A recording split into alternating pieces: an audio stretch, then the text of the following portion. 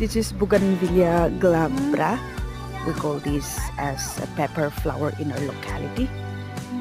This is Comitrum indicum, a Burma creeper. Guys, I'll take you around, so keep watching. Some of the seasonal fruits will be on the screen as well.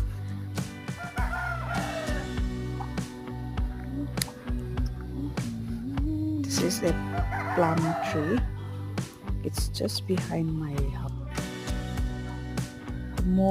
The most exciting part is this, the star gooseberry.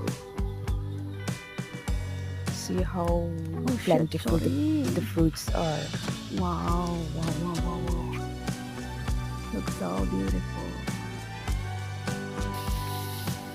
And so, thank you so much for watching. See you in the next video. Until then, take care.